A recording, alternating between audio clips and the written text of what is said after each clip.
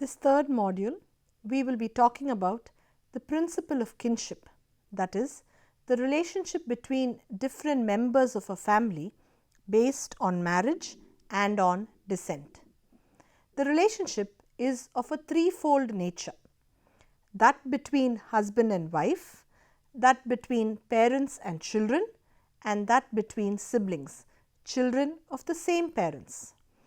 Types of kinship. In all societies, people are bound together in groups by various kinds of bonds. The most universal and the most basic of these bonds is that which is based on reproduction, an inherent human drive, and is called kinship. The desire for reproduction gives rise to two kinds of bonds. Firstly, there is the bond between spouses and their relatives on either side, and secondly, there is the bond between parents and their children, and that between siblings, that is, children of the same parents. The first kind of bond, which arises out of a socially or legally defined marital relationship, is called affinal kinship, and the relatives so related are called affinal kin. The affinal kin are not connected to each other through blood, which is the case with relatives of the second kind enumerated above, who are called consanguineous kin. The relationship based on blood ties is called consanguineous same blood kinship. In this connection, it is necessary to point out that in determining consanguineous kinship, it is not the biological fact that is important, but social recognition.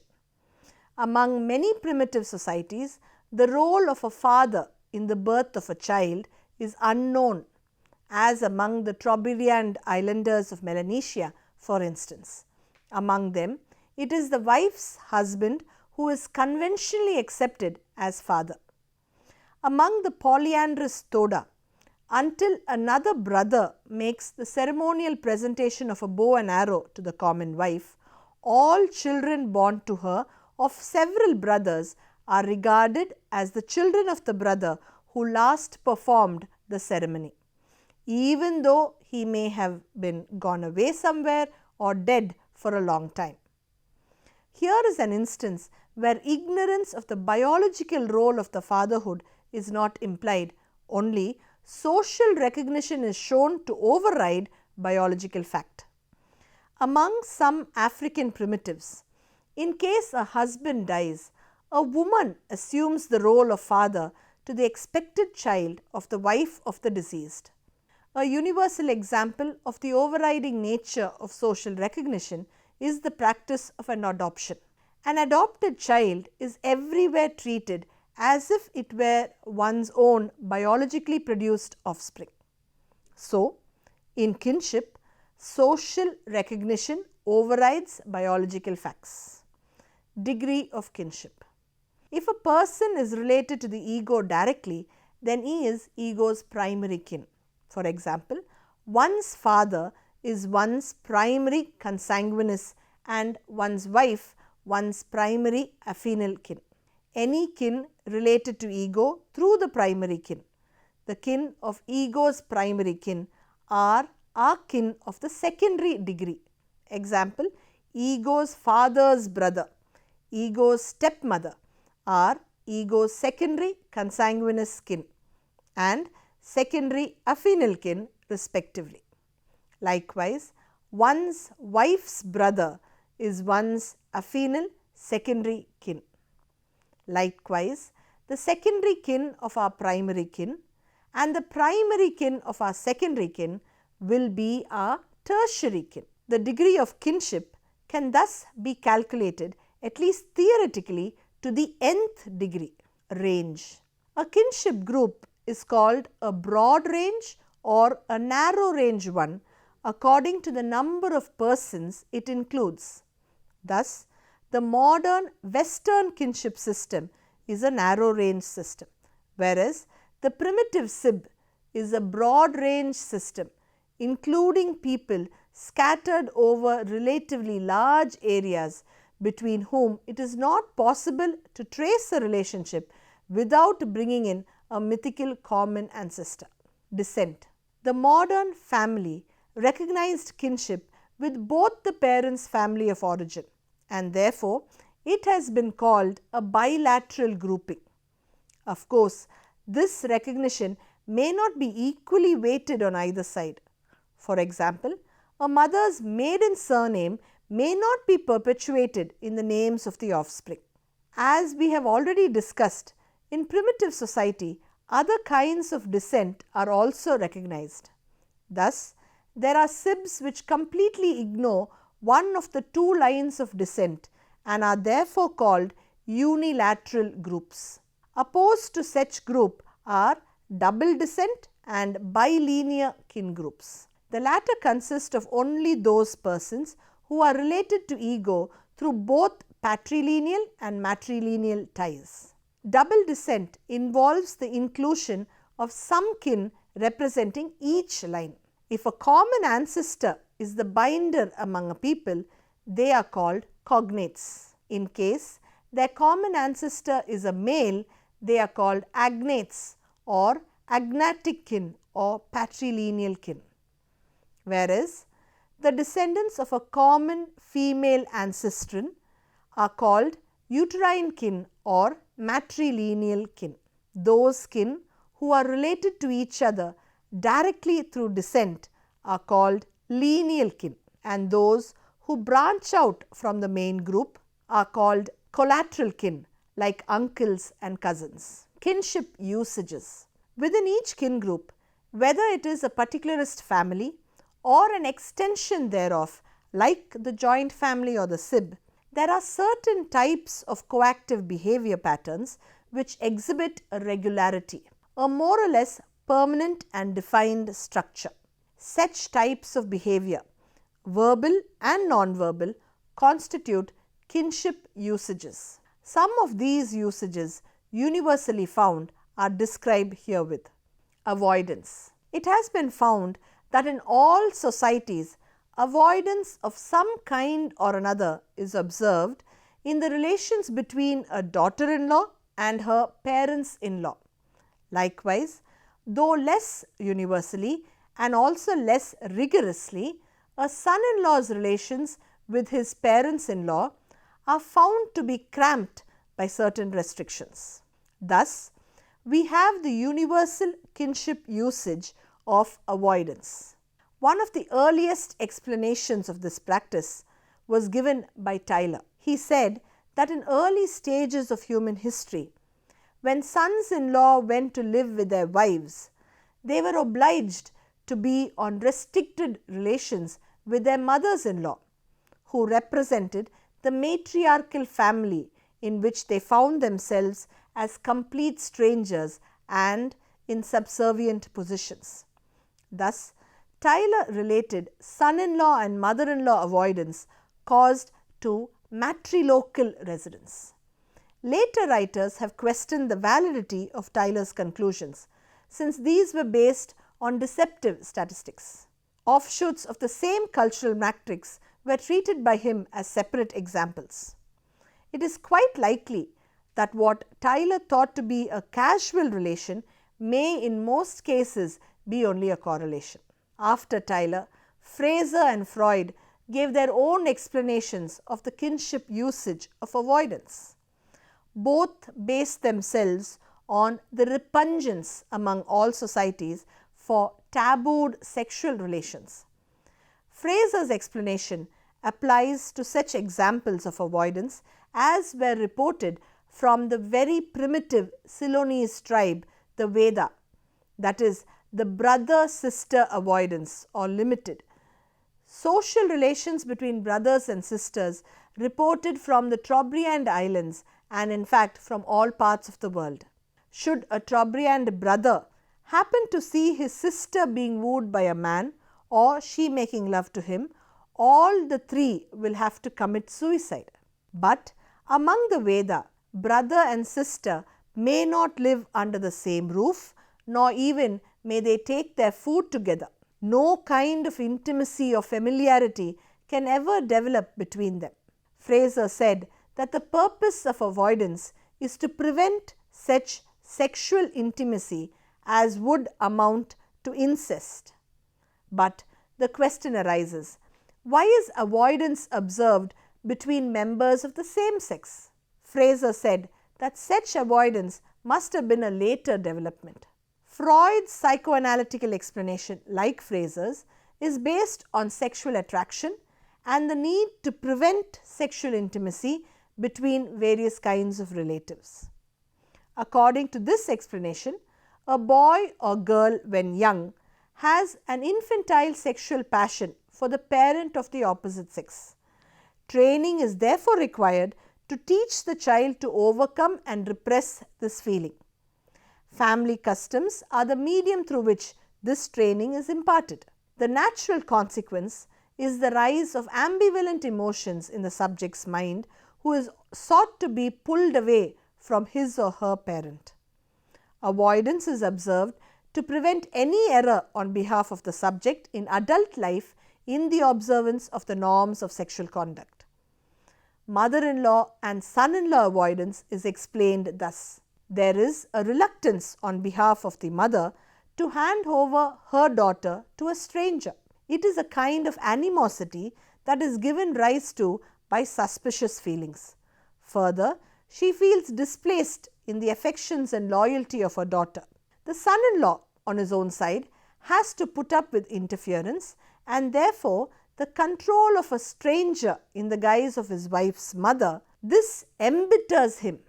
Besides, he feels jealous of all those people who have a claim on his wife. On the other hand, there are factors that attract a son-in-law towards his mother-in-law. The outward aspects of her bearing may give her an appearance akin to that of her daughter, and these might attract the son-in-law. The mother-in-law herself is supposed to be at such a stage of her life when her own sexual activity is ebbing. Naturally, there may be cravings in her to find herself in the position of her daughter, and she may at least mentally identify herself with the latter. She must overcome these incestuous feelings, and hence the mother-in-law son-in-law avoidance. Thus runs the complicated Freudian argument. As one can see from the foregoing argument, there is an overestimate on the attractions that might operate between a son-in-law and his wife's mother. Besides, if the explanation lies in certain human psychic tendencies, then why is it not a universal usage? And further, why should members of the same sex avoid each other? These explanations turn the primitive into a preoccupied conscientious thinker, which he is not. Loewe has come forward with a very significant explanation. He says that the daughter-in-law represents an alien and perhaps a different set of social, cultural and moral values. Her language, dress and notions about etiquette may be quite different from that of her husband's family. As an individual, her husband is bound to be influenced by her, but the rest of the family must be saved. Hence, the avoidance between her and her parents-in-law. Likewise, the son-in-law must be prevented from making cultural inroads into his wife's family. Turney says that avoidance is a mechanism to preserve peace within the family. A woman's loyalty as wife may come into conflict with her loyalties as daughter-in-law. Consequently, the authority of the parents-in-law might collide with that of the husband. This would subject the wife to severe strain and impair the parents-son relationship. To prevent such social strains, daughter-in-law, parents-in-law avoidance is observed.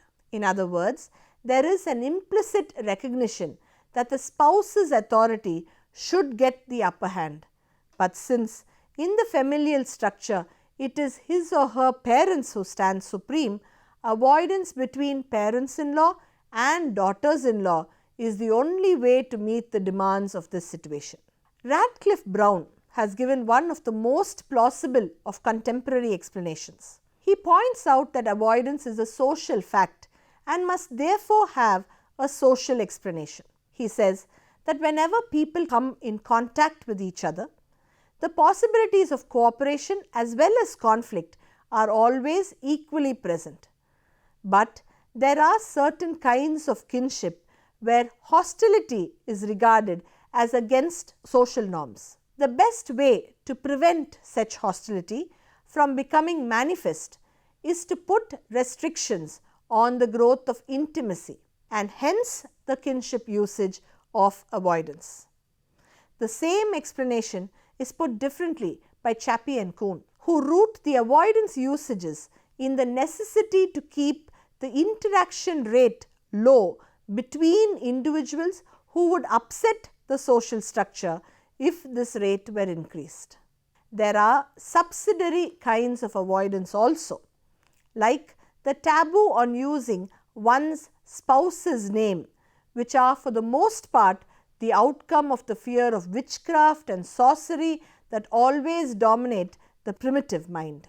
It is necessary to point out that in many societies, the attitudes towards tabooed relatives are those of respect and consideration rather than hostility or ambivalence. Joking relationships. The reverse of the avoidance relationship is an extreme degree of familiarity expressed through joking relationships. Such joking may amount to exchange of abuse and banter, obscene and vulgar references to sex, damage of each other's property, ridicule, and so on. Various explanations have been given to explain this equally queer usage of privileged familiarity. Joking relationships may be indicative of equality and mutual reciprocity. They may also be indicative of potential sexual relationships. Thus is explained the joking relationship between a man and his wife's younger sister, or between a woman and her husband's younger brother. In each case, the two may be potential mates. A joking relationship with one's maternal uncle's wife may be indicative of the practice of inheriting all the property of one's maternal uncle, including his wife. It may be indicative of a joking relationship with the maternal uncle himself, expressed through sexual intimacy with his wife. Such usages have been reported from the matrilineal Hopi and the matrilineal Trobriand Islanders. Among many primitive folk, joking relationships have been found to prevail between grandparents and grandchildren. Thus, among the Huron and the Baiga, such joking relationships are found. It is of immense ethnographic interest that S. C. Roy has reported an instance of a grandfather marrying his granddaughter among the Huron. Verrier Elwin has reported a similar instance from the Baiga, where a grandson married his own grandmother. Recently, a similar instance of grandfather having married his grandmother, leading to the birth of a child also. This has been reported from the Chamar, a depressed caste of leather tanners spread all over North India. Ordinarily, a joking relationship between the two kin does obtain among them. A joking relationship, when not mutual, assumes the role of social control. It becomes indicative of correction through ridicule. Radcliffe Brown regards the joking relationship as having a symbolic meaning, just as he does in case of the avoidance relationship. He says that joking relations may be a kind of friendliness expressed by a show of hostility. Exchange of abuse and even beating each other is at best sham hostility. Chappie and Kuhn regard this usage as the way to stimulate a higher interaction rate between various people, which it may not be possible to do so otherwise.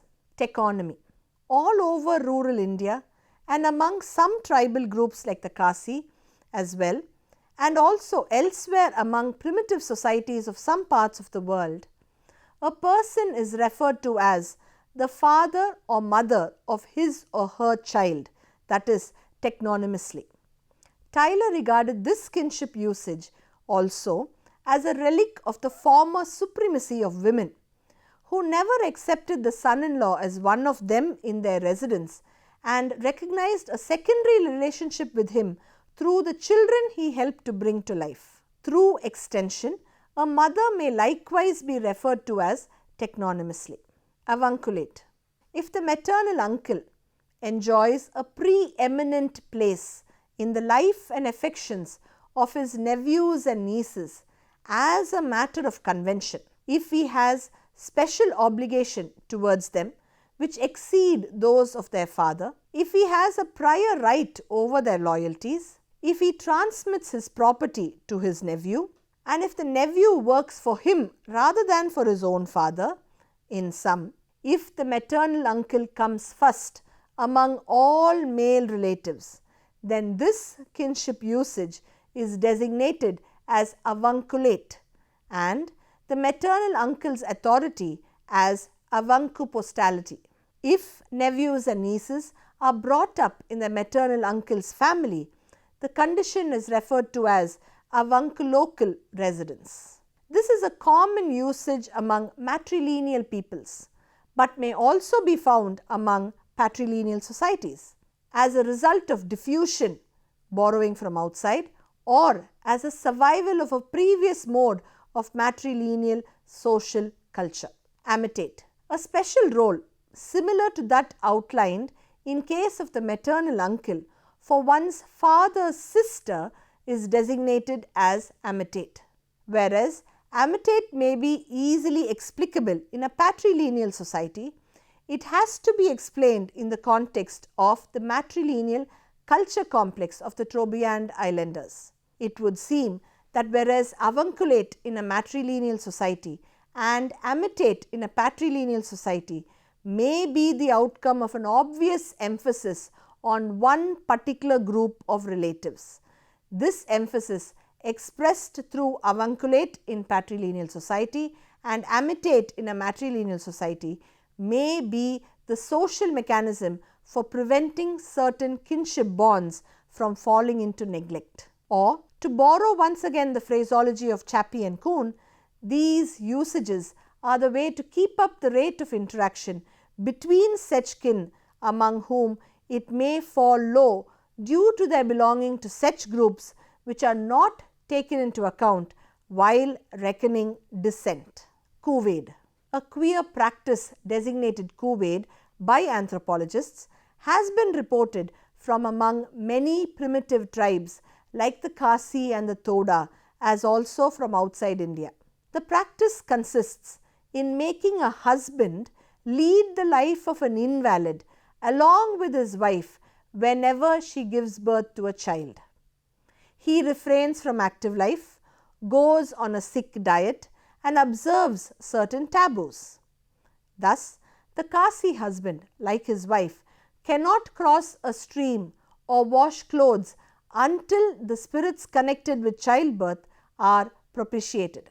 This kinship usage involving wife and husband has been variously explained. Some authorities have seen in it a survival of the transitional stage of the maternal-paternal complex. At the paternal stage, there is no excuse for treating the father so, for patrilocal residence leaves no room for doubt concerning the paternity of the child. It is only at the maternal stage that paternity is not likely to be known, nor is it considered important, as the child takes the name of the mother's family and inheritance of property follows the uterine line of descent. In the maternal-paternal stage, where residence may be matrilocal but inheritance patrilineal, or conversely, some conventional methods of ascertaining paternity are needed, keeping the father confined in a room or the customary bow and arrow ceremony of the Toda.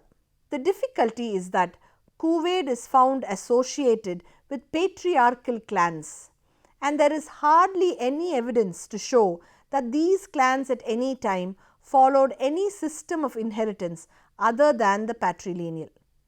Malinowski believed couvade to be a cementing bond of married life and a social mechanism designed to secure paternal affection. Raglan regards it as an irrational belief which may be prior to marriage and even a contributory cause of the emergence of marriage as an institution. Other writers have sought to give a psychoanalytical explanation. They have attributed this usage to the husband's desire to lighten the wife's discomfort by a process of participation through identification.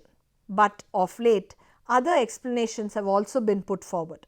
It is said that a woman who has been delivered of child undergoes certain chemical processes within her body which affect the atmosphere around her if she is in an ill ventilated cell or room, making ill those other people who live and therefore breathe in the same room. So it is said, Kuwait is based not on superstition but on a fact. Of course, illness would result only in a few cases, and it has been and is only anticipated in all the remaining cases. Kinship terms. Kinship terms are the terms used in designating kin of various types. The study of kinship terms is as old as anthropology as a modern science is. The very significant contribution to the study of kinship terms was made by Morgan, who published his important conclusions as regards the study of kinship terms in the second half of the last century. Morgan studied kinship terms from all parts of the world and coined the still used nomenclature for the two broad categories of kinship terms, that is, the classificatory and descriptive systems of kinship terms. Under a classificatory system, several people, lineal as well as collateral and often even affinal, are all referred to by the same term of designation. The term classes them as similar. Such terms refer more to relationships rather than to kin. Against this, a descriptive term of designation describes the speaker's exact relation towards him or her whom she or he is referring to or addressing. Thus, uncle is a classificatory term, but father is a descriptive term. Reverse refers also to a third family system of terms. Such terms refer to members of a single biological family individually. There is no place in the world where either the pure descriptive or the pure classificatory system of nomenclature is used. Nephews, cousins and in-laws are some examples of classificatory terms used by modern Western society. However, Morgan was of the view that as we move away from backward primitive societies towards the so-called civilized societies, we simultaneously move away from classificatory towards descriptive kinship terms. Some examples may now be considered. The Sema Naga of Assam use Aja for mother, father's brother's wife, mother's sister. The first two terms are indicative of levirate and the first and the third of sororate.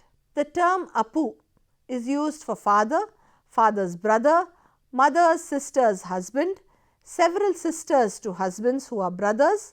Am is used for father's sister, wife's mother, husband's mother, husband's brother's wife.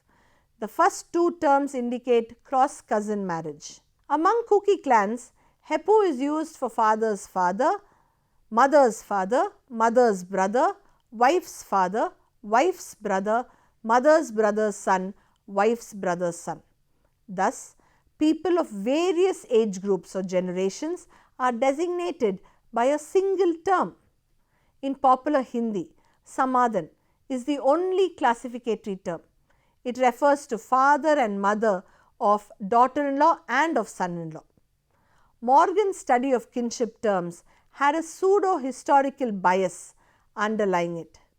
He was always intent upon building evolutionary hierarchies.